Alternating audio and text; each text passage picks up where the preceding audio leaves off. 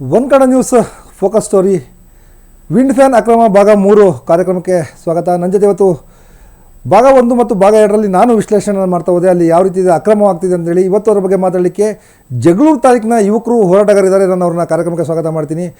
ಮೊದಲನಾಗಿ ಹಿರೇಮಲ್ಲಣ್ಣಯ್ಯ ಬಾಣೇಶ್ವರ ಇದ್ದಾರೆ, ಅವ್ರನ್ನ ಕಾರ್ಯಕ್ರಮಕ್ಕೆ ಸ್ವಾಗತ ಮಾಡ್ತೀನಿ ಸರ್. ಕಾರ್ಯಕ್ರಮಕ್ಕೆ ಸ್ವಾಗತ. ಇನ್ನೊಬ್ಬ ಯುವಕ ರಘು ಇದ್ದಾರೆ, ಅವರು ರಘು ಕಾನೂನು ಕಟ್ಟೆ, ಅವರು ಕೂಡ ಕಾರ್ಯಕ್ರಮಕ್ಕೆ ಸ್ವಾಗತ ಸರ್. ಕಾರ್ಯಕ್ರಮಕ್ಕೆ ಸ್ವಾಗತ ಸರ್. ಈಗ ನಾವು ಕಳೆದ 2 ದಿನಗಳಿಂದ ಒಂದು ಭಾಗ 1 ಭಾಗ 2 ಅಂತೇಳಿ ಒಂದು ಮಾಡ್ತಾ ಬಂದಿದ್ದೀವಿ ಸರ್. ಜಗಳೂರು ತಾಲೂಕಿನಲ್ಲಿ ವಿಂಡ್ ಫ್ಯಾನ್ ಅಕ್ರಮ ಆಗ್ತಾ ಇದೆ ಅಂತೇಳಿ, ಅಕ್ರಮ ಅಳವಡಿಕೆ ಆಗ್ತಾ ಇದೆ ಅಂತೇಳಿ, ಇದ್ರ ಬಗ್ಗೆ ಏನು ಹೇಳ್ತೀರಿ ನೀವು? ಜಗಳೂರು ತಾಲೂಕಲ್ಲಿ ವಿಂಡ್ ಫ್ಯಾನ್ ಇಂದು ಅವಳಿ ತುಂಬಾನೇ ಆಗಿದೆ. ಈಗ ಜೊತೆಲಿ ಏನಾಗಿದೆಯಪ್ಪ ಅಂದರೆ, ಸರ್ಕಾರದ ಮಟ್ಟದಲ್ಲಿ ಇಂಥ ವ್ಯಾಪ್ತಿಯಲ್ಲಿ ಇಷ್ಟು ಅಳವಡಿಸ್ಬೋದು ಅಂತೇಳಿ, ಅದು ದೊಡ್ಡ ಮಟ್ಟದಲ್ಲಿ ಅದು ಕೂಡ ದಂಧೆನೇ. ಅದು ಕೂಡ ದೊಡ್ಡ ಮಟ್ಟದಲ್ಲಿ ಅಲ್ಲಿಂದ ಒಂದು ಸರ್ಕಾರದ ಆದೇಶ ತರ್ತಾರೆ. ಓಕೆ, ತದಾಕ್ಷಣಕ್ಕೆ ಇವ್ರು ಏನ್ ಮಾಡ್ತಾರೆ, ಆ ಆದೇಶನ್ನೇ ನೆಪ ಮಾಡಿಕೊಂಡು, ಇದು ಸರ್ಕಾರದ ಆದೇಶ, ಇದನ್ನ ಯಾರು ಕ್ವಶನ್ ಮಾಡಬೇಡ್ರಿ, ಯಾರೇ ರೈತರಾಗ್ಲಿ ಇನ್ನೊಂದಾಗ್ಲಿ, ಇದರಲ್ಲಿ ತುಂಬಾ ಪ್ರಭಾವಿಗಳಿದ್ದಾರೆ, ಇದರಲ್ಲಿ ಜಿಲ್ಲಾಧಿಕಾರಿಗಳ ಆದೇಶ ಇದೆ ಅಂತ ಹೇಳ್ಬಿಟ್ಟು ಇದನ್ನ ಹೇಳ್ಕೊಂಡೆ ಎಲ್ಲಾ ನಿಯಮಗಳನ್ನು ಗಾಳಿಗೆ ತುರ್ತಾರೆ. ಯಾರು ಇದನ್ನೆಲ್ಲ ಹೇಳಿದಾರೆ ಅಲ್ಲಿ? ಅಂದ್ರೆ ವಿಂಡ್ ಫ್ಯಾನ್ ಕಂಪನಿಯವ್ರು ಬರ್ತಾರೆ, ಯಾರು ಮಧ್ಯವರ್ತಿಗಳು ಇರ್ತಾರಲ್ಲ ಅಲ್ಲಿ ಹೇಳಲಿಕ್ಕೆ? ವಿಂಡ್ ಫ್ಯಾನ್ ಕಂಪನಿಯವರು ಲ್ಯಾಂಡ್ ಅಗ್ರಿಗೇಟರ್ ಅಂತೇಳಿ ಒಬ್ಬ ಭೂಮಿಯನ್ನ ಪರ್ಚೇಸ್ ಮಾಡೋದಕ್ಕೆ ಒಂದು ಪಡೆಯನ್ನು ಇಟ್ಕೊಳ್ತಾರೆ, ಮತ್ತೆ ಈ ಲೈನ್ ವ್ಯವಸ್ಥೆಯನ್ನ ಸರಿಪಡಿಸೋದಕ್ಕೆ ಒಂದು ಪಡೆಯನ್ನು ಇಟ್ಕೊಳ್ತಾರೆ. ಅದರಲ್ಲಿ ಜೊತೆಯಲ್ಲಿ ಏನಾಗಿದೆ ಅಂದ್ರೆ, ಅಲ್ಲಿ ತುಂಬಾ ಮಾಸ್ ಆಗಿರ್ತಕ್ಕಂಥವ್ರು, ಜನಗಳನ್ನ ಎದುರಿಸ್ತಕ್ಕಂಥವ್ರನ್ನೇ ಹುಡುಕಿ ಬಳಸ್ಕೊಳ್ತಾರೆ ಈ ಅಕ್ರಮಕ್ಕೆ. ರಘು, ನೀವು ನೋಡಿದ್ರೆ ಹೆಂಗಿದೆ ಅಲ್ಲಿ ಜಗಳೂರು ತಾಲೂಕಲ್ಲಿ ಯಾವ ರೀತಿ ಅಕ್ರಮ ಆಗ್ತಿದೆ, ಏನಾಗ್ತಿದೆ ರಘು ಅಲ್ಲಿ? ಅದು ಅವರು ಮೊದಲನೇದಾಗಿ ರೈತರನ್ನ ಯಾವ ರೀತಿ ಬಲಿಗೆ ಹಾಕೊಳ್ತಾರಂತಂದ್ರೆ, ಅಂದರೆ ನಾವು ತಗೊಳ್ಳೋದು ಕಡಿಮೆ ವ್ಯಾಪ್ತಿ, ಇಷ್ಟೇ ಎಕರೆ ನಿಮ್ಮಲ್ಲಿ ತಗೊಳ್ತೀವಿ, ಆಮೇಲೆ ನೀವೇ ಉಳುಮೆ ಮಾಡ್ಕೊಳ್ರಿ ಅಂತ ಹೇಳಿ ಜಮೀನನ್ನ ಖರೀದಿ ಮಾಡ್ಕೊಂತಾರ. ಈಗ ಉದಾಹರಣೆಗೆ 4 ಎಕರೆ ತಗೊಂತೀವಿ, 4 ಎಕರೆಯಲ್ಲಿ ನಾವು 1 ಎಕರೆಗೆ ಮಾತ್ರ ವಿಂಡ್ ಫ್ಯಾನ್ ಅಳವಡಿಸ್ತೀವಿ, ಇನ್ನ 3 ಎಕರೆ ನೀವು ಉಳುಮೆ ಮಾಡ್ಬೋದು ಅಂತೇಳಿ ಅವ್ರಿಗೆ ಆಮಿಷಗಳು ಒಡ್ಡಿ ಜಮೀನನ್ನು ಖರೀದಿ ಮಾಡ್ತಾರೆ. ಅದು ತದನಂತರ ಅಲ್ಲಿರೋ ಅಂತ ಈ ಕೃಷಿ ಚಟುವಟಿಕೆಗೆ ತುಂಬಾ ಮಾರಕವಾಗುತ್ತೆ.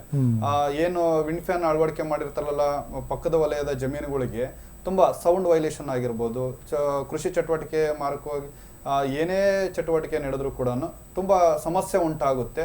ಅಲ್ಲಿ ಯಾವುದು ಸಾಗಾಣಿಕೆ ಆಗಿರ್ಬೋದು, ಕುರಿ ಸಾಗಾಣಿಕೆ, ಕೋಳಿ ಸಾಗಾಣಿಕೆ, ಹಸು ಸಾಕಾಣಿಕೆ ಮತ್ತಿತರ ಯಾವುದು ಚಟುವಟಿಕೆ ಅಲ್ಲ ಸರ್, ತುಂಬಾ ಒಂಥರ ನಿಷ್ಕ್ರಿಯವಾದಂಥ ಶಬ್ದ ಮಾಲಿನ್ಯ ಉಂಟಾಗುತ್ತೆ. ಮತ್ತೆ ಅಲ್ಲಿರೋಂಥ ಕೃಷಿಗೆ ಏನು ಬೆಳೆಗಳಿಗೆ ಜೇನು ಹುಳುಗಳಿಂದ ಪರಾಗ ಸ್ಪರ್ಶ ಆಗಲ್ಲ, ಒಳ್ಳೆ ಇಳುವರಿ ಬರುವಂಥದ್ದಾಗಲ್ಲ. ಮತ್ತೆ ಅದರಿಂದ ಕೂಡ ಏನು ವೈಜ್ಞಾನಿಕವಾಗಿ ಇವತ್ತಿನ ದಿನ ವಿಜ್ಞಾನಿಗಳು ತನಿಖೆ ಮಾಡಿದ ಇದರಲ್ಲಿ ಅಂದ್ರೆ ಅದು ವಿಂಡ್ ಫ್ಯಾನ್ ರೊಟೇಟ್ ಆಗೋದ್ರಿಂದ ವೇಗಗಳು ಕೂಡ ಸರಿಯುತ್ತೆ, ಮಳೆ ಕೂಡ ಬರಲ್ಲ ಅಂತ ಹೇಳಿ ಹೇಳ್ತಾರೆ.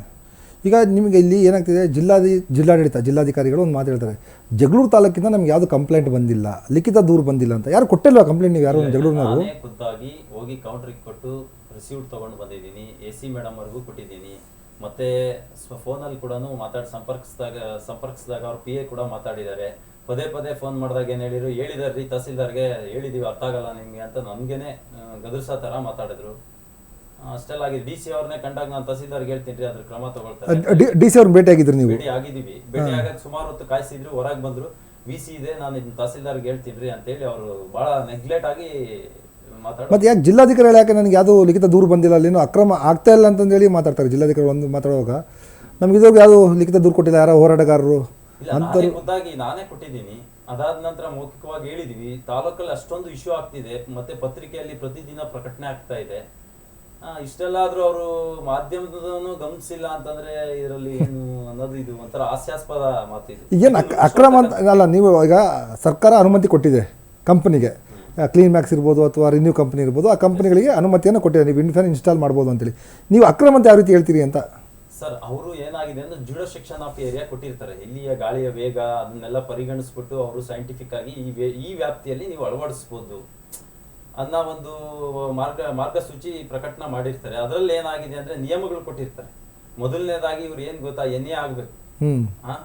ರೈತರಿಂದ ಭೂಮಿನ ಪರ್ಚೇಸ್ ಮಾಡೋದ್ರಲ್ಲಿ ಅಲ್ಲೇನೆ ನಿಯಮನ ಗಾಳಿಗೆ ತೂರ್ಬಿಡ್ತಾರೆ ಇವ್ರು. ಯಾವ NA ಯಾವ ಆಗಿಲ್ವಾ ಅಲ್ಲಿ? NA ನಾನು ನೋಡ್ದಂಗೆ ಸುಮಾರು NAಗಳು ಆಗಿಲ್ಲ. ಜೊತೆಯಲ್ಲಿ ಇವರು ಬೇಸಿಕ್ ಆಗಿ ಯಾವ ತರ ಸ್ಟಾರ್ಟ್ ಮಾಡ್ತಾರೆ ಅಂದ್ರೆ, NAನೇ ಮಾಡೋದಿಲ್ಲ, ಫಸ್ಟ್ ಇನ್ಸ್ಟಾಲೇಷನ್ ಮಾಡ್ಬಿಡ್ತಾರೆ, ಆಮೇಲೆ ಪೆನಾಲ್ಟಿ ಅಂತ ಹೇಳಿ ಒಂದು ಕಾನೂನು ಅಡಿಯಲ್ಲಿ ಸಕ್ರಮ ಮಾಡ್ಕೊಬಿಡೋದು.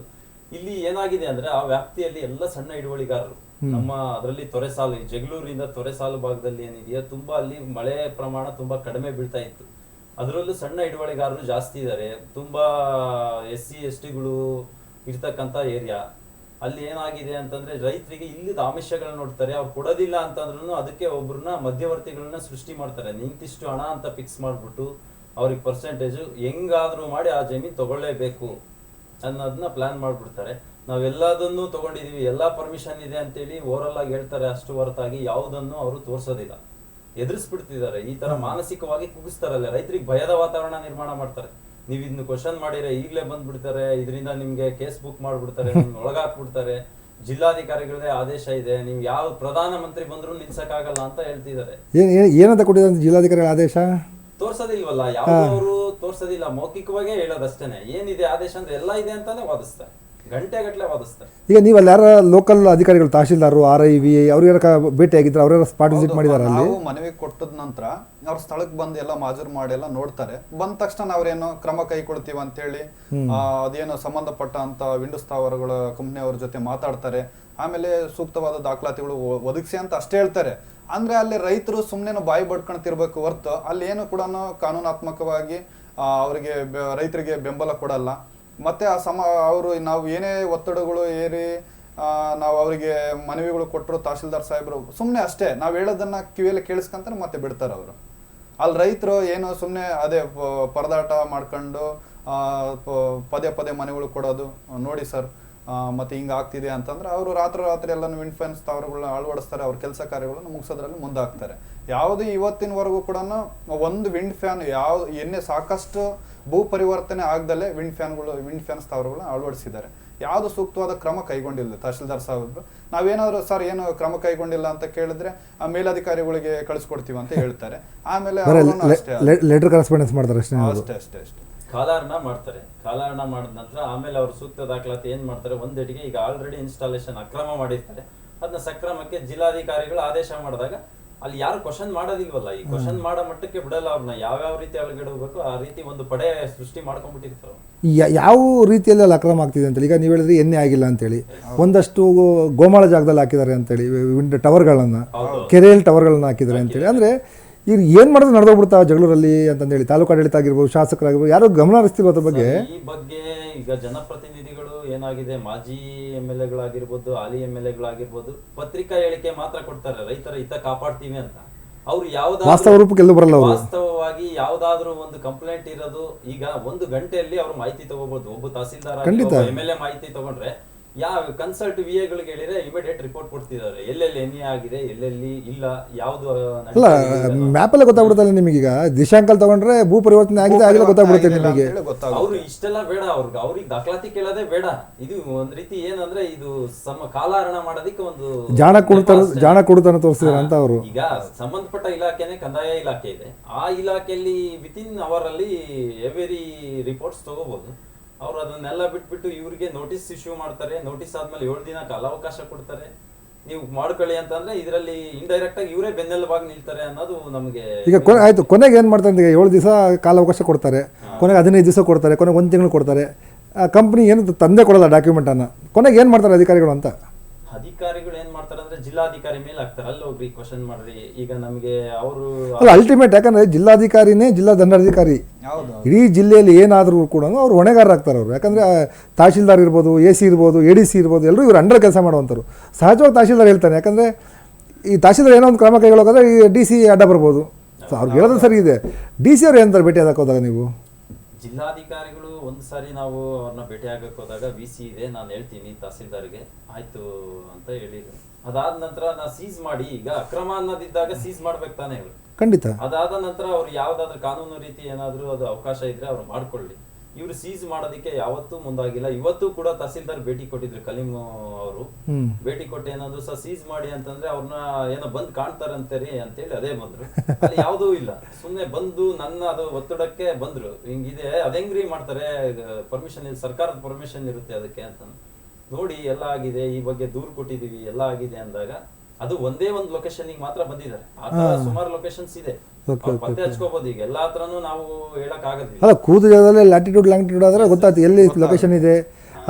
ಓನರ್ ಯಾರು, RTC ಓನರ್ ಯಾರಿದ್ದಾರೆ, ಅದ್ರಲ್ಲಿ ಹೇಳ್ತಾರೆ ಏನು ಎಲ್ಲ ಸರ್ ಗೊತ್ತಾಗಲ್ಲ. ನೀವು ಕೊಟ್ಟಿರೋದು ಮನವಿ ಇದಕ್ಕೊಂದು ಅಲಿಗೇಷನ್, ನಾವು ಇದಷ್ಟೇ ನೋಡೋದು ಅಂತ ಹೇಳ್ತಾರೆ ಅವರು. ಹಂಗೆ ಅಲಿಗೇಷನ್ ಬರೆದು ಏನು ಬೇಕಾದ್ರೂ ಮಾಡ್ಬೋದು ಅಂತ ಹೇಳಿ. ಅಲಿಗೇಷನ್ ನಾವು ಯಾವ್ದನ್ನ ಕೊಟ್ಟಿರ್ತೀವಿ ಅರ್ಜಿನ ನಾವು ಅದಕ್ಕಷ್ಟೇ ನಾವು ಅದನ್ನ ಪೂರಕವಾಗಿ ಇವತ್ತೊಂದು ನೋಡ್ತೀವಿ. ತಹಸೀಲ್ದಾರ್ ಉದಾಹರಣೆ ಹೇಳಿದ್ರು, ನಾನು ಕೆರೆಯಲ್ಲಿ ಕಂಬ ಹಾಕಿರೋದ್ರ ಬಗ್ಗೆ ಸರ್ ಯಾವ್ದು ಪತ್ರಿಕೆಯವರು ಈ ಬಗ್ಗೆ ವರದಿ ಮಾಡಿದ್ರು. ಅದಾದ ನಂತರ ನಿಮಗೆ ಗಮನಕ್ಕೆ ತಂದಿದ್ದಾರೆ ಗೋಮಾಳದಲ್ಲಿ ಟವರ್ ಹಾಕಿರೋದ್ರ ಬಗ್ಗೆ.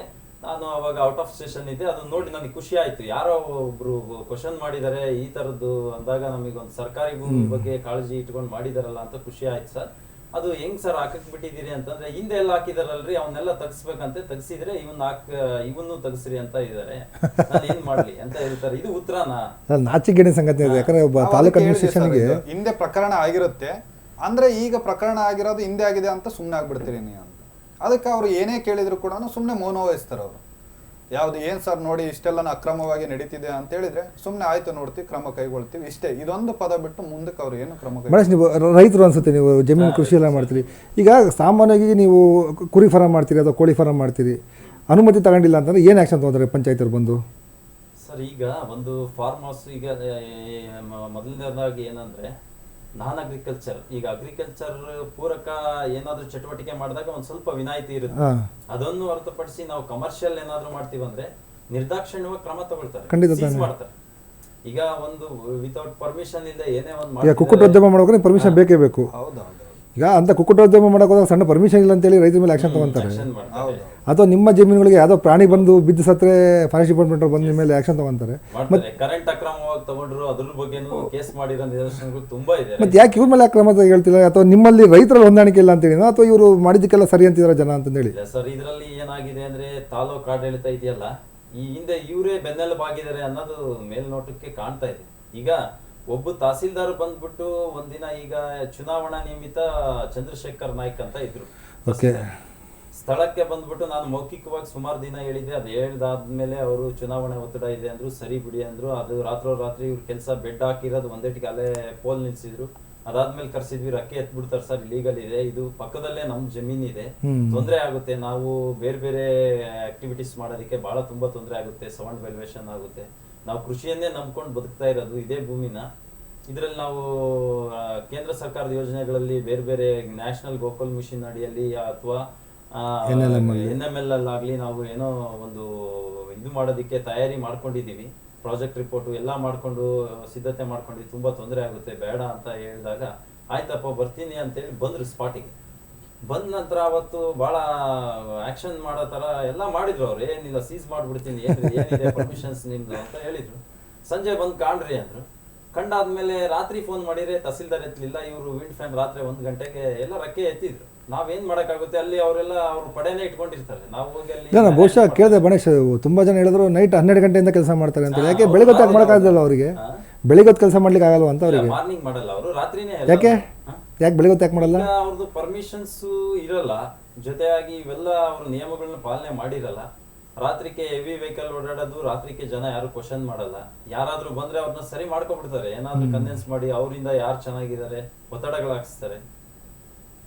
ಜೊತೆಲಿ ಇನ್ನೊಂದು ದುರಂತ ಏನಪ್ಪಾ ಅಂದ್ರೆ, ಆ ಭಾಗದ ರೈತರೇ, ತುಂಬಾ ಭೂಮಿ ಹೊಂದಿದಂತ ರೈತರೇ ಇವ್ರಿಗೆ ಬೆನ್ನೆಲುಬಾಗಿ ನಿಂತ್ಕೊಳ್ತಾರೆ ಇಂಥ ಕಂಪನಿ. ಅವ್ರ ಹೊಲಗಳನ್ನ ಮಾರ್ಸಲ್ಲ, ಸಾಮಾನ್ಯ ಜನರ ಹೊಲಗಳನ್ನ ಮಾರಿಸ್ತಾರೆ, ಅವ್ರ ಹೊಲಗಳನ್ನ ಹಂಗೆ ಉಳಿಸ್ಕೊಳ್ತಾರೆ.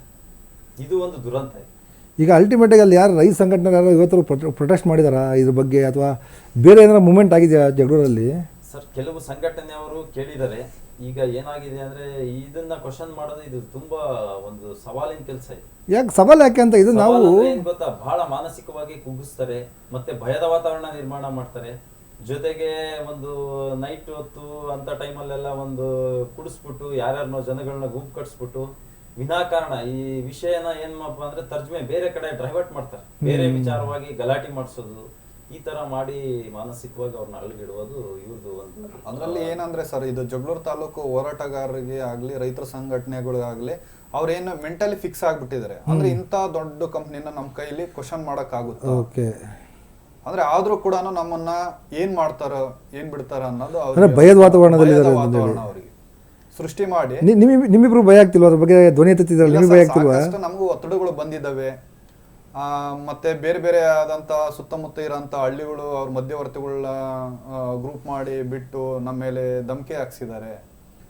ಫೋನ್ ಕರೆಗಳ ಮುಖಾಂತರ ನೋಡ್ಕೊಳ್ತೀವಿ, ಹಾಗೆ ಮಾಡ್ತೀವಿ, ಹೀಗೆ ಮಾಡ್ತೀವಿ ಅಂತ ಕೂಡ ಮಾತಾಡಿದ್ದಾರೆ. ಆದ್ರೆ ನಮ್ಗೇನಂದ್ರೆ ರೈತರಿಗೆ ನ್ಯಾಯ ಸಿಗ್ಬೇಕು ಸರ್. ಇವತ್ತಿನ ದಿನ 1 ಎಕರೆ ಜಮೀನು ನಮ್ಮ ಕೈಲಿ ಕೊಳ್ಕೊಳಕ್ಕಾಗಲ್ಲ ರೈತರು. ಮುಂದೆ ತುಂಬಾ ಮಕ್ಕಳಿಗೆ ಫ್ಯೂಚರ್ಗೆ ತುಂಬಾ ಸಮಸ್ಯೆ ಆಗುತ್ತೆ. ರೈತರನ್ನೆಲ್ಲೋ ಒಂದ್ ಕಡೆ ಉಳಿಸ್ಬೇಕನ್ನೋದು ನಮ್ಮ ಕನ್ಸರ್ನ್. ಈಗ ಜಗಳೂರು ತುಂಬ ಭದ್ರಾ ಮೇಲ್ದಂಡೆ ಯೋಜನೆ ಬರ್ತಿದೆ, ಕುಡಿಯೋ ನೀರಿನ ಯೋಜನೆ ಬರ್ತಾ ಇದೆ. ಅಷ್ಟೆಲ್ಲ ಬರೋ ಟೈಮಲ್ಲಿ ಜನ ಭೂಮಿ ಕಳ್ಕೊಂಡ್ರೆ ಹೆಂಗೆ ಅಂತೇಳಿ ಸರ್, ಒಂದು ಕಡೆ ಏನಾಗಿದೆ ಅಂದ್ರೆ ಸರ್ಕಾರ ರೈತರ ಆದಾಯನ ದ್ವಿಗುಣ ಮಾಡಬೇಕು, ರೈತರನ್ನ ನಾವು ನಂಬರ್ 1 ಮಾಡಬೇಕು, ಬಹುಶಃ ಹಿಂಗೆ ಮಾರಿ ದ್ವಿಗುಣ ಮಾಡ್ತಾ ಇರ್ಬೇಕಂತೇಳಿ ಮಾಡ್ಬೇಕಂತ ಒಂದು ಕಡೆ ಏನಾಗಿದೆ ಅಂದ್ರೆ ತೊಟ್ಲು ತೂಗ್ತಿದ್ದಾರೆ. ಇಲ್ಲಿ ಇವರು ವಿಂಡ್ ಫ್ಯಾನ್ ಜಿಗಿಡ್ತಾರೆ ಅಂತಾರಲ್ಲ, ಒಂದು ಗಾದೆ ಹೇಳ್ತಾರಲ್ಲ, ಆ ತರ ಆಗಿದೆ. ಈಗ ಆಲ್ರೆಡಿ ಭರದಿಂದ ಸಾಕ್ತಾ ಇದೆ. 57 ಕೆರೆದಾಗಿರ್ಬೋದು, ಭದ್ರಾ ಡ್ರಿಪ್ ಇರಿಗೇಷನ್, ಈಗ ಏನು ಫ್ಯಾನ್ ಹಾಕಿದಾರೋ ಆ ವ್ಯಾಪ್ತಿಯಲ್ಲೇ ನಮ್ಮದು ಕೂಡ ಜಮೀನಿದೆ, ಪೈಪ್ ಲೈನ್ ಕೂಡ ಆಗ್ತಾ ಇದೆ. ರೈತರನ್ನ ಈ ಕಡೆ ಏನ್ ಮಾಡ್ತಿದ್ದಾರೆ ಅಂದ್ರೆ ಹಣದ ಆಮಿಷ ಒಡ್ಡಿ ರೈತರನ್ನ ಭೂಮಿಯಿಂದ ಕಳ್ಕೊಳ್ಳೋದಿಕ್ಕೆ ಎಲ್ಲಾ ಪ್ಲಾನ್ಸ್ ಮಾಡ್ತಿದ್ದಾರೆ. ಈಗ ಸುಮಾರು ಅಂತಂದ್ರೆ ಇನ್ನೂ 1000 ಎಕರೆ ಸೋಲಾರ್ ಮಾಡ್ತಿದ್ದಾರೆ ಅನ್ನೋದು ಒಂದು ಭೂಮಿ ಪರ್ಚೇಸಿಂಗ್. ಅದು ಎಲ್ಲಿ ನಿಮ್ಮ ಜಗಳೂರು ತಾಲೂಕಲ್ಲೇ ಅಲ್ಲೇ ನಮ್ಮ ಹಿರೇಮಲ್ನೊಳೆ ಪಂಚಾಯತಿ ವ್ಯಾಪ್ತಿನಲ್ಲಿ 1000 ಎಕರೆ ಈಗ ಅಂದಾಜು ಆಲ್ರೆಡಿ ಇದೆ. ಅಲ್ಲ ಸುಮ್ಮನೆ ನಿಮ್ಮ ಊರವರೆಲ್ಲ ಊರು ಖಾಲಿ ಮಾಡ್ಬಿಡ್ರಿ ಅತ್ಲಾಗೆ. ಅಲ್ಲ, ನಮ್ಮ ಪಂಚಾಯತಿ ವ್ಯಾಪ್ತಿಯಲ್ಲಿ ಏನಾಗಿದೆ ಅಂದ್ರೆ ಸರ್, ಪ್ರತಿ ಊರಲ್ಲಿ ಈ ಜನಪ್ರತಿನಿಧಿ ಅಂತ ಏನ್ ಸ್ಥಳೀಯ ಈಗ ಗ್ರಾಮ ಪಂಚಾಯತಿ ಮೆಂಬರ್ ಏನಿದಾರೋ ಅವರು ಮಡದಿ ಆಗಿರ್ಬೋದು, ಅವರು ಮನೆಯವರೇ, ಅವರು ಪತಿ ಅವರೇ ನಿಂತ್ಕೊಳ್ತಾರೆ ಈ ವಿಂಡ್ ಫ್ಯಾನ್ ಕಂಪ್ನಿ. ಅವ್ರು ಅಂತವ್ರನ್ನೇ ಕನ್ಸಲ್ಟ್ ಮಾಡೋದು ಫಸ್ಟ್. ಅವರಿಗೆ ತುಂಬಾ ಕಮಿಷನ್ಸ್ಗಳು ಕೊಟ್ಬಿಟ್ಟು, ಈಗ ಒಂದು ಉದಾಹರಣೆ, ನಮ್ಮೂರ್ ಕೆರೆಯಲ್ಲಿ ಈಗ ಹಾಕ್ಸ್ತಿದ್ದಾರೆ ಅಂದ್ರೆ ಅಲ್ಲಿ ಗ್ರಾಮ ಪಂಚಾಯತಿ ಮೆಂಬರ್ ಅವರು ಹೆಂಡತಿ ಅವರು ಗ್ರಾಮ ಪಂಚಾಯತಿ ಮೆಂಬರ್ ಇದ್ದಾರೆ. ಅವರು ಗಂಡಂದ್ರೆ ಈ ಕೆಲ್ಸಕ್ಕೆ ನಿಂತಿದ್ದಾರೆ, ಅವರೇ ಬೆನ್ನೆಲುಬಾಗಿ ನಿಂತು ಕಂಬಗಳು ಕೆರೆಯಲ್ಲಿ ಹಾಕ್ಸಿದ್ದಾರೆ. ಇದು ಎಂತ ವಿಪರ್ಯಾಸ ಅನ್ನೋದು ಇದು ಒಂದು ಕೂಡ. ಏನು ಅಲ್ಟಿಮೇಟ್ ಇದಕ್ಕೆ ಏನು ತಾರ್ಕಿಕ ಅಂತ್ಯ ಏನು ಕಾಣಿಸ್ಬೇಕಂತ ಇಬ್ರು ಯುವಕರಿದ್ದೀರಿ, ಹೋರಾಟ ಮಾಡ್ತೀರಿ, ಕಾನೂನು ರೀತಿ ಕ್ರಮ ಕೈಗೊಳ್ಬೇಕು. ಅದನ್ನ ಹೊರತುಪಡಿಸಿದ್ರೆ ಈಗ ಸಂಬಂಧಪಟ್ಟ ಸಚಿವರು ಇದ್ರ ಬಗ್ಗೆ ಗಮನ ಹರಿಸ್ತಾರೆ ಅಂತ ನಾನು ತಿಳ್ಕೊಂಡಿದ್ದೀನಿ. ಇನ್ನೂ ಹೆಚ್ಚಿನದಾಗಿ ಕೇಂದ್ರ ಸಚಿವರು ಇದ್ದಾರೆ ನಮ್ಮ ರಾಜ್ಯದಲ್ಲೇ ಆದವರು, ಅವರು ಕೂಡ ಇದಕ್ಕೆ ತುಂಬಾ ಒತ್ತು ಕೊಡಬೇಕಿದ್ರು. ಕೇಂದ್ರ ಸರ್ಕಾರದ್ದು ಅಂತ ಹೇಳ್ಬಿಟ್ಟು ಮೇಲೆ ಗೂಬೆ ತೋರಿಸ್ತಾ ಇದ್ದಾರೆ. ಇದು ಹೆಂಗಪ್ಪ ಅಂತ ಗುಡ್ಡ ತೋರಿಸ್ಬಿಡೋದು. ಇಲ್ಲಿ ಸುಮ್ಮನೆ ಏನ್ ಕೇಳಿದ್ರೆ ಇದು ಸೆಂಟ್ರಲ್ ಗೌರ್ಮೆಂಟ್ ಒಬ್ಬ ತಹಸೀಲ್ದಾರ್ ಕೂಡ ಅದನ್ನೇ ಹೇಳಿದ್ರೆ ನಾವ್ ಏನ್ ಹೇಳ್ಬೇಕು ಅನ್ನೋದಾಗ ಇದು ಕೇಂದ್ರ ಸರ್ಕಾರದ್ರಿ. ಅಲ್ಲ, ಇದು ಸಾಮಾನ್ಯ ಜ್ಞಾನ. ಅದು ಕೇಂದ್ರ ಸರ್ಕಾರದ ಪ್ರಾಯೋಜಿತ ಯೋಜನೆ ಬೇರೆ. ಎಸ್, ಅಲ್ಲ ನಾವ್ ಹೇಳ್ತಾ ಇದೀವಿ, ನಾವು ಕೂಡ ಏನು ಈಗ ಅವರು ಒಬ್ಬ ನುರಿತ ವಿದ್ಯೆ ಪಡೆದಿರ್ತಾರೆ, ಅವ್ರಿಗೆ ಅದರ ಬಗ್ಗೆ ಇದಿಲ್ವಾ ಅಂದ್ರೆ ನಾವು ಅರಿವಿಲ್ಲ. ಈಗ ಕೇಂದ್ರ ಸರ್ಕಾರದ ಪ್ರಾಜೆಕ್ಟ್ ಯಾವ್ದಂದ್ರೆ ನಿಮ್ಗೆ ನ್ಯಾಷನಲ್ ಹೈವೇ, ರೈಲ್ವೆ, ಸೊ ಆ ರೀತಿ ಬಂದಾಗ ನೀವು ಕೊಡ್ಲೇಬೇಕು. ನಾನಾದ್ರೂ ನೀವು ಕೊಡ್ಲೇಬೇಕು. ಆಗುತ್ತೆ ಸರ್ವೆ ಎಲ್ಲ ಆಗುತ್ತೆ. ಇದು ಯಾವುದೋ ಖಾಸಗಿ ಕಂಪ್ನಿ 1000 ಕೋಟಿ ಟ್ರಾನ್ಸಾಕ್ಷನ್ ಆಗ್ತದೆ ಖಾಸಗಿ ಕಂಪ್ನಿಗಳು, ಅಂತವ್ರಿಗೆ ನೀವು ನ್ಯಾಷನಲ್ ಪ್ರಾಜೆಕ್ಟ್ ಅಂತ ಹೇಳಿ ಕೊಡ್ಲಿಕ್ಕೆ ಹೆಂಗ್ ಬರ್ತದೆ ಅಂತ. ಇದನ್ನ ನೆಪ ಹೇಳಿ ರೈತರನ್ನ ಮಾನಸಿಕವಾಗಿ ಕುಗ್ಗಿಸ್ತಾರೆ, ಜೊತೆಗೆ ಮಿಸ್ಗೈಡ್ ಮಾಡ್ತಾರೆ. ರೈತರು ಹೌದೇನೋ ಇರ್ಬೋದೇನೋ, ಇದನ್ನ ನಾವು ಪ್ರಶ್ನೆ ಮಾಡೋದಿಕ್ಕಾಗಲ್ಲ. ಯಾಕೆ ಬೇಕಪ್ಪ, ನಾವು ಕಂಬಗಳು ಹಾಕೋದು ಸುಮಾರು ಒಂದು ಅನ್ಯಾಯ ಮಾಡಿದಾರೆ ಅಂದ್ರೆ ರೈತರಿಗೆ ಬಾಯ್ ಬಿಟ್ಟು ಧ್ವನಿ ಎತ್ತಿ ಕೇಳಿದವನಿಗೆ ಒಂದು ರೀತಿ ಕಾಂಪೋಸಿಷನ್, ಧ್ವನಿ ಎತ್ತಿದೆ ಅದನ್ನ ಫಿಕ್ಸ್ ಕಾಂಪೋಸಿಷನ್ ಅಂತ ಇರಲ್ಲ ಕೊಡ್ಲಿಕ್ಕೆ. ಯಾವ್ದು ಕಾಂಪೋಸಿಷನ್ ಫಿಕ್ಸ್ ಇಲ್ಲ, ಯಾವುದೇ ಮಾರ್ಗಸೂಚಿ ಇಲ್ಲ. ಮೊದಲನೇದಾಗಿ ಇವರು ಪರ್ಮಿಷನ್ಸೇ ಇರಲ್ವಲ್ಲ, ಯಾವ ಮಾರ್ಗಸೂಚಿ ಇವರು ಪಾಲನೆ ಮಾಡೋದು. ಇಷ್ಟು ಹವ್ಯಾತವಾಗಿ ಅಕ್ರಮ ನಡೀತಿದ್ರು ಏನು ಅಂತಂದೇಳಿ ಒಂದು ಗೊತ್ತಾಗ್ತಿಲ್ಲಪ್ಪ ನನಗಂತೂ. ಜಗಳೂರು ತಾಲೂಕು ಬಗ್ಗೆ MLA ಇದ್ದಾರೆ, ಶಾಸಕ ತಹಶೀಲ್ದಾರ್ ಇದ್ದಾರೆ, AC ಗಳಿದ್ದಾರೆ, DC ಗಳಿದ್ದಾರೆ. ಸರ್, ಇವರನ್ನ ನಾವು ಪ್ರಶ್ನೆ ಮಾಡಿದಾಗ ಇವ್ರು ಏನ್ ಹೇಳ್ತಿದ್ದಾರೆ ಅಂದ್ರೆ, ನಾನು ಮಾಧ್ಯಮಗಳಲ್ಲಿ ನೋಡಿದ್ದೇನೆ ಮತ್ತೆ ಪತ್ರಿಕಾ ಹೇಳಿಕೆ ಕೊಟ್ಟಿರೋದನ್ನ ಗಮನಿಸಿದ್ರೆ, ಇವ್ರು ಬರ್ಲಿ ಆ ಸ್ಥಳಕ್ಕೆ ಬಂದು ಒಂದು ಯಾವ್ದಾದ್ರು ಬೆನ್ನೆಲುಬಾಗಿ ನಿಂತು ರೈತರನ್ನ ಕಾಪಾಡೋದಕ್ಕೆ ಮುಂದೆ ಬರಲಿ ಅನ್ನೋದು ನನ್ನ ಉದ್ದೇಶ. ಶಾಸಕರಾಗಿರ್ಬೋದು, ಮಾಜಿ ಶಾಸಕರಾಗಿರ್ಬೋದು, ಸಂಬಂಧಪಟ್ಟವ್ರು ಯಾರೇ ಜನಪ್ರತಿನಿಧಿ ಪತ್ರಿಕಾ ಹೇಳಿಕೆ ಕೊಡ್ತಾರೆ, ನಾವು ರೈತರ ಪರವಾಗಿದೆ. ನೋಡಿದೆ ಮೊನ್ನೆ ನೋಡಿದೆ, ಶಾಸಕರು ದೇವೇಂದ್ರಪ್ಪ ಕೊಡ್ತಾ ಇದ್ರು, ನಾನು ಇನ್ನು ಮುಂದೆ ವಿಂಡ್ ಫ್ಯಾನ್ ಹಾಕ್ಲಿಕ್ಕೆ ಪರ್ಮಿಷನ್ ಕೊಡಲ್ಲ, ನೀವ್ಯಾರಿಗೆ ಪರ್ಮಿಷನ್ ಕೊಡಕ್ಕೆ ಅಲ್ಲಿ ಹೋಗಿ ಅಲ್ಲಿ ತರ್ತಾರೆ. ಪಾಯಿಂಟ್ ಮಾಡಿ ಅಳವಡಿಸ್ತಿದ್ದಾರೆ ಸರ್. ಅದು ಸುಮ್ಮನೆ ಬಾಯಿ ಮಾತಿಗೆ ಅಷ್ಟೇ ಸೀಮಿತ ಆಗಿದೆ ಅಷ್ಟೇ. ಶಾಸಕರು ಹೇಳೋ ಮಾತು ಅದು ಯಾವುದೇ ರೀತಿಯಾಗಿ ಕಾನೂನು ಚೌಕಟ್ಟಿನಲ್ಲಿ ಅವ್ರು ಹೇಳಿದಂತೆ ನಡೀತಿಲ್ಲ. ಇಲ್ಲ, ನಮ್ಮ ಶಾಸಕರು ಕೂಡ ಗ್ರಾಮೀಣ ಪ್ರದೇಶದಲ್ಲಿ ಬೆಳೆದರೆ ಇದರ ಸಮಸ್ಯೆಗಳು ಬಹಳ ತುಂಬಾ ಅದ್ಭುತವಾಗಿ ಗ್ರಾಮೀಣ ಸೊಗಡಲ್ಲಿ ಮಾತಾಡ್ತಾರೆ, ಗ್ರಾಮೀಣವಾಗಿರ್ತಾರೆ, ಎಲ್ಲ ನನಗೆ ಗೊತ್ತು ಅನ್ನೋ ಮಟ್ಟಕ್ಕೆ ಇರ್ತಾರೆ ಅಂತ ಗೊತ್ತಿರ್ಬೇಕಿತ್ತಲ್ಲ. ರೈತರ ಕನಿಷ್ಠ ಸಮಸ್ಯೆ ಅನ್ನೋದು ಗೊತ್ತಾಗಬೇಕಿತ್ತಂತ ಅವರಿಗೆ. ಇಲ್ಲ, ನಾನು ಅನ್ಕೊಂಡಿದ್ದೀನಿ ಅವರು ಇದ್ರ ಬಗ್ಗೆ ಸೂಕ್ತ ಕ್ರಮ ಕೈಗೊಳ್ತಾರೆ ದಿಟ್ಟವಾಗಿ ಅನ್ನೋದು ನನ್ನ ಒಂದು ಅನಿಸಿಕೆ ಇದೆ. ಅದು ಏನ್ ಮಾಡ್ತಾರೋ ಮುಂದೆ ಕಾದು ನೋಡ್ಬೇಕಾಗಿ. ಎಸ್ ಇಬ್ಬರದು ಯುವಕರದು ಹೇಗಿದೆ ಮುಂದಿನ ಹೋರಾಟ? ಈ ಅಕ್ರಮ ನಿಲ್ಲದೆ ಹೋದರೆ ನಿಮ್ಮ ಹೋರಾಟ ಯಾವ ರೀತಿ ಇರುತ್ತೆ ಅಂತೇಳಿ? ಇಲ್ಲ ಸರ್, ನಾವು ಇದೇ ರೀತಿ ನಾವು ಇದನ್ನ ವಿಂಡ್ ಫ್ಯಾನ್ ಸ್ಥಾವರಗಳನ್ನ ಅಳವಡಿಸಕ್ ಬಿಟ್ರೆ ಆಕ್ಚುಲಿ ನಾವಿರುವಂತ ಪ್ರದೇಶ ಅಣಬೂರು ಗ್ರಾಮ ಪಂಚಾಯತ್ ವ್ಯಾಪ್ತಿ ಆಗಿರ್ಬೋದು, ಈರಮಲ್ಲನ ಹೊಳೆ ಗ್ರಾಮ ಪಂಚಾಯತ್ ವ್ಯಾಪ್ತಿಯಲ್ಲಿರ್ಬೋದು, ಮುಂದಿನ ದಿನದಲ್ಲಿ ತುಂಬಾ ದೊಡ್ಡ ಮಟ್ಟದ ಅನಾಹುತ ಸಂಭವಿಸುತ್ತೆ. ಯಾಕಂದ್ರೆ ಒಂದಕ್ಕೊಂದು ಶಾರ್ಟ್ ಸರ್ಕ್ಯೂಟ್ ಆಗ್ಬೋದು ಲೈನ್ಗಳು, ಇಲ್ಲಾಂದ್ರೆ ವಿಂಡ್ ಫ್ಯಾನ್ ಯಾವ್ದೋ ಕೂಡ್ಲಿಗೆ ತಾಲೂಕಲ್ಲಿ ವಿಂಡ್ ಫ್ಯಾನೇ ಆ ರೀತಿಯಾಗಿ ಏನಾದ್ರು ಆದಾಗ ತುಂಬಾ ದೊಡ್ಡ ಅನಾಹುತಗಳು ಉಂಟಾಗುತ್ತೆ ಸರ್. ಅಲ್ಲಿರೋ ಅಕ್ಕಪಕ್ಕ ಇರೋದ ಜಮೀನುಗಳಾಗಿರ್ಬೋದು, ಊರುಗಳಿಗಾಗಿರ್ಬೋದು, ಅಲ್ಲಿರೋ ಭೂಮಿಗಳಿಗಾಗಿರ್ಬೋದು, ರೈತರಿಗಾಗಿರ್ಬೋದು, ಪ್ರಾಣಿಗೆ ಪಕ್ಷಿಗಳಿಗೆ ಸಾಕಷ್ಟು ಅನಾಹುತ ಉಂಟಾಗುತ್ತೆ. ಅದು ನಾವು ನಿಲ್ಸೋವರೆಗೂ ನಮ್ಮ ಹೋರಾಟ ನಿರಂತರವಾಗಿರುತ್ತೆ ಸರ್. ಎಸ್, ಖಂಡಿತ ಇಬ್ಬರು ಯುವಕರಿದ್ದೀರಿ, ಹೋರಾಟ ಮಾಡಿ ನಮ್ಮ ಸಪೋರ್ಟ್ ಕೂಡ ನಿಮಗಿರುತ್ತೆ. ಹೌದು ಸರ್. ಇನ್ನೂ ಒಂದು ಏನಾಗಿದೆ ಅಂದ್ರೆ, ಈಗ ಇತ್ತೀಚಿನ ಪತ್ರಿಕಾ ವರದಿ ನೋಡಿದ್ರಿ ನೀವು, ಕಾಡು ಪ್ರಾಣಿಗಳು ಊರಿಗೆ ಬರ್ತಾ ಇದೆ. ಖಂಡಿತ ಕರಡಿ ಒಂದು 4-5 ಜನ ಕರಡಿ ದಾಳಿ ಮಾಡಿದೆ. ಸೌಂಡ್ ಇದೆಯಲ್ಲ, ವಿಂಡ್ ಫ್ಯಾನ್ ಈಗ 3.5 ಮೆಗಾವಾಟ್ ಆಗ್ತಾ ಇದ್ದಾರೆ. ಇಷ್ಟು ದಿನ ಸಣ್ಣವಾಗ್ತದೆ. ಹೌದು, ಈಗ ಬೃಹತ್ ಗಾತ್ರದ ವಿಂಡ್ ಮಿಲ್ ಸ್ಥಾವರ ಫಿಕ್ಸ್ ಮಾಡ್ತಾ ಇದ್ದಾರೆ. ಅದ್ರ ಸೌಂಡ್ ವ್ಯಾಲ್ಯೂಯೇಷನ್ ಇದೆ ಸುಮಾರು 2 ಕಿಲೋಮೀಟರ್ ಸುಮಾರು. ಅದ್ರಲ್ಲಿ ರಾತ್ರಿ ಹೊತ್ತಿದೆಯಲ್ಲ, ನಿದ್ದೆ ಬರೋದಿಲ್ಲ. ಅದರಲ್ಲಿ ಆ ಭಯದ ವಾತಾವರಣ. ಒಬ್ಬ ಈಗ ರೈತರು ಸಿಂಗಲ್ ಆಗಿ ಹೋಗ್ಬಿಟ್ಟು ಜಮೀನಲ್ಲಿ ನೀರ್ ಕಟ್ಟೋದಾಗ್ಲಿ, ಮತ್ತೆ ಹೊಲದಲ್ಲಿ ನಿವೇಶನಗಳು, ಮನೆಯಲ್ಲಿ ತೋಟದ ಮನೆಗಳಿದಾವೆ, ಅಲ್ಲೆಲ್ಲ ಇರೋದಕ್ಕೆ ತುಂಬಾ ಒಂಥರ ಭಯ ವಾತಾವರಣ ಇದೆ. ಜೊತೆಲಿ ಈಗ ಕೃಷಿಕರು ಏನಾಗ್ಬಿಟ್ಟಿದೆ ಅಂದ್ರೆ, ಯುವ ಪೀಳಿಗೆ ಈ ವಿಂಡ್ ಫ್ಯಾನ್ಗಳು ಇವೆಲ್ಲ ಬಂದ್ಬಿಟ್ಟು ಕೃಷಿಯಿಂದ ಎಲ್ಲೋ ಒಂದ್ ಕಡೆ ಸರಿತಾ ಇದಾರೆ, ಬೇರೆ ದಾರಿ ಹುಡುಕೊಳ್ತಿದ್ದಾರೆ ಅಂತ ಏನೋ ಒಂದು ಆತಂಕ ನಮ್ಗೆ.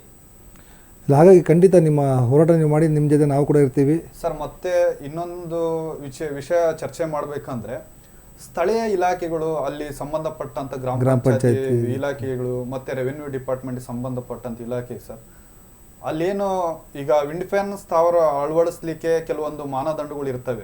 ಅಂದ್ರೆ ವಿಲೇಜ್ ಇಂದ, ಶಾಲೆ, ಹೌದು, ಕ್ರೆಡಲ್ ಅಂತ ಏನು ಬರುತ್ತೆ, ಆ ಕ್ರೆಡಲ್ ಒಂದು 22 ಅಂಶಗಳನ್ನ ಕೊಡುತ್ತೆ. ಹೌದು, ಏನೆಲ್ಲ ನಿಯಮಗಳನ್ನ, ಷರತ್ತುಬದ್ಧ ನಿಯಮಗಳನ್ನ ಅನ್ವಯಿಸಬೇಕು, ಪಾಲನೆ ಮಾಡ್ಬೇಕಂತ ಕೊಡುತ್ತೆ ಸರ್. ಉಚ್ಚನಹಳ್ಳಿ ಹತ್ರ 100 ಮೀಟರ್ ಡಿಸ್ಟೆನ್ಸ್ ಆಗಲ್ಲ ವಿಂಡ್ ಫ್ಯಾನ್ ಸ್ಥಾವರನ ಅಳವಡಿಸಿದ್ದಾರೆ. ರಾತ್ರಿ 9 ಗಂಟೆ ಆದ್ರೆ ಕರ್ಕಶವಾದಂತ ಶಬ್ದ, ಅದು ವಿಂಡ್ ಫ್ಯಾನ್ ರೊಟೇಟ್ ಆಗೋದ್ರಿಂದ ನಿದ್ದೆ ಕೂಡ ಅಲ್ಲಿರೋ ಬರೋಂತ ಜನಗಳು ನಿದ್ದೆ ಬರಲ್ಲ. ಮತ್ತೆ ಯಾವ್ದು ಉಚ್ಚನಹಳ್ಳಿ ಕೊರಸಟ್ಟೆ ಅಂತೇಳಿ, ಅಲ್ಲಿ ಒಂದು 150 ಮೀಟರ್ ಡಿಸ್ಟೆನ್ಸ್ ಅಲ್ಲಿ ಅಲ್ಲೊಂದು ವಸತಿ ಪ್ರದೇಶಕ್ಕೆ ತದನಂತರ ಸಿದ್ದಮ್ಮನಹಳ್ಳಿ ಅಂತೇಳಿ ಹೊಸಟ್ಟಿ ಮಧ್ಯದಲ್ಲಿ ಒಂದು ಶಾಲೆ ಆಗಿದೆ, ಯಾವುದು ಅಂಬೇಡ್ಕರ್ ವಸತಿ ಶಾಲೆ ಅಂತ ಮಾಡಿದ್ದಾರೆ. ಒಂದು 100 ಮೀಟರ್ ಡಿಸ್ಟೆನ್ಸ್ ಇಲ್ಲ ಸರ್. ಅದು ರೊಟೇಟ್ ಆದ್ರೆ ಅಲ್ಲಿ ಶಾಲಾ ಮಕ್ಕಳು ಕೂಡ ವಿದ್ಯಾಭ್ಯಾಸ ಕಲಿಕೆ ಮಾಡೋದಕ್ಕೆ ತುಂಬಾ ಸಮಸ್ಯೆ ಉಂಟಾಗುತ್ತೆ.